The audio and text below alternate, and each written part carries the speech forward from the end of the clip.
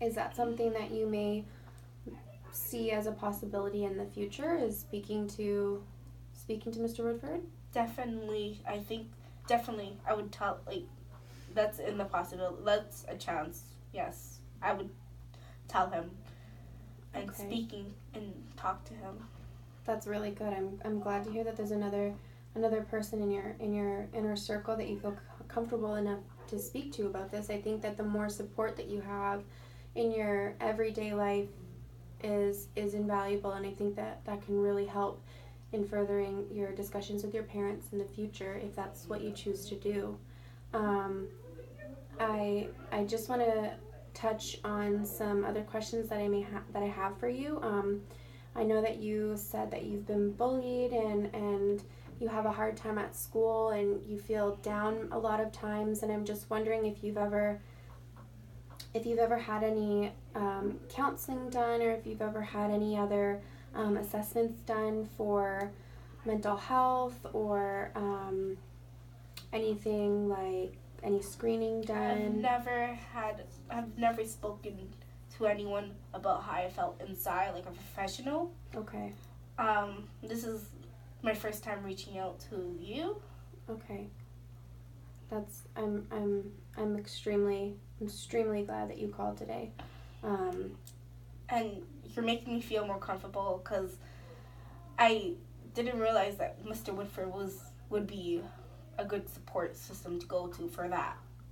Absolutely. I'm so glad that this is helping you in some way. I for sure want to be here for you, and I know that sometimes it's hard to recognize people around you as support systems, and sometimes it just takes a little bit of an outside perspective to realize that, and I'm so glad that you have. I know that you said that you sometimes feel down and that you don't know what to do, and you do have supports, but you don't have support through your family. And I'm just wondering, sometimes people who feel like they don't have enough people to talk to when they're at home, or they feel stressed or down in any way, sometimes they turn to different ways of dealing with things or different ways of coping. And I'm just wondering if you have any other ways of coping other than talking to Andrew, or anything like that. Is there anything that you use to cope? I wouldn't. Before you asking me that question, I would never think weed had a link to that. But I can see it now that smoking weed makes me feel more better. That's why I do it so much. Not so much, but like that's why I do it, because it helps me release. It makes just numbs me, you know? Yeah. Okay. So you use marijuana as a way of helping you feel better. Is that what I'm understanding? I do, but I never realized it before. But yeah, I definitely used my weed as coping to help me feel release my anxiety and to help me mellow down and just chill and just forget for a moment, you know? Yeah. Okay. Well, I definitely understand that that can have some effects on the way that you feel, and help you escape in the moment. Would you say that you rely on this more than any other way of coping, or would you say that you use this way of coping a lot? How many times a week would you say? I use this coping. I think I smoke. Well, I know I smoke more than 4 times a week. But like days, maybe I just smoke Friday night and Thursday night. Okay. And did you ever? I know you said that you never considered marijuana having a link to what you're going through, but have you ever thought that it may be something that is causing a problem for you, or has anybody ever noticed it around you and asked you if you have an issue with this? My mom did catch I had a gram of weed in my backpack, and I have got caught with it. Mm-hmm. But I basically got a slap on my hand, and we flushed the toilet and keep it a secret because she didn't want it going around in the community. Okay. But other than that, I've never been confronted about my marijuana use. Okay. Not a lot of people know about it. Just me and Andrew do it together sometimes. Well, most of the times. Okay. So it sounds like that's something that you rely heavily on. Is there any other things that you enjoy doing? Is there anything that you would say either in your past or now, or something that you even are really interested in trying in the future that you have a hobby in, or something that you enjoy doing? I really like, me and Mr. Wood first started talking. He is my English teacher. Okay. We started talking because we have the same love for English. Okay. I love writing. Writing, I can escape for hours in papers and papers. And I also love reading, but like writing is my calling for sure. And me and Mr. Woodford, that's what we bonded over at first. And that's where he's my mentor in that way. Like I look up to him in that way. And that's where, and then, yeah. That's amazing. That's so great that you found a passion for writing and for reading. I think that's really positive. I think that this relationship with Mr. Woodford sounds like it's an extremely valuable one. And I think that that's something that maybe we can kind of explore as an alternative, I would say, maybe to smoking marijuana. Would you say that that's a possibility in the future? Would you say that that's something that you could see yourself doing, is turning to a book or turning to writing a story in terms of coping with everything that you're going through? Because it is a lot. You're handling a lot at one time, and first of all, I mean, that's, like I've said, it's takes a lot of courage to deal with what you're dealing with, and it's completely understandable that you would turn to something to help you feel better. But I'm just wondering if you would be interested in taking a little bit more interest in reading and writing and something that you're passionate about. I would for sure, off the tracks, pick a pencil and paper over a joint. Okay. So it's definitely a possibility. Okay. I've never thought of doing that instead of smoking weed, to be honest. Mm-hmm. But it's something that it's something that I would want to try to, like just writing when I'm feeling sad instead of, smoking.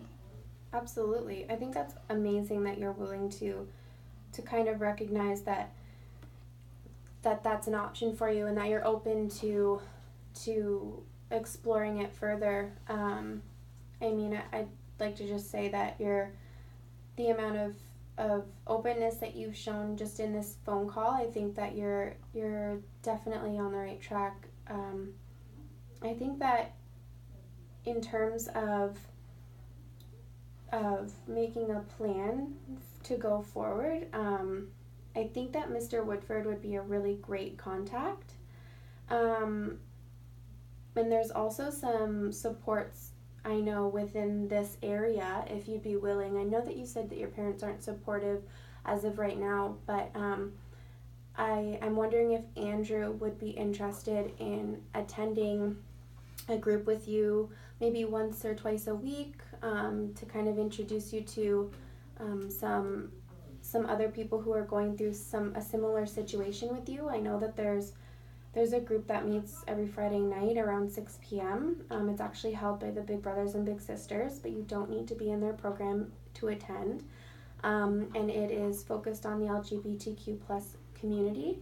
And just like your scenario and your situation, there's a lot of people in that program who aren't openly out, so the confidentiality of the group is of utmost importance, and everyone who attends knows that.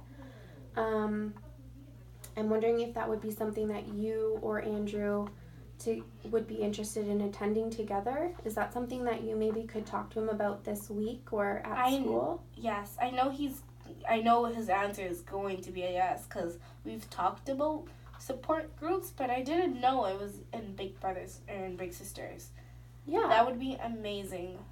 Yeah, it's actually a really great program. I know that they deal with a lot of sensitive issues regarding children and regarding mentorship, and so they really are equipped with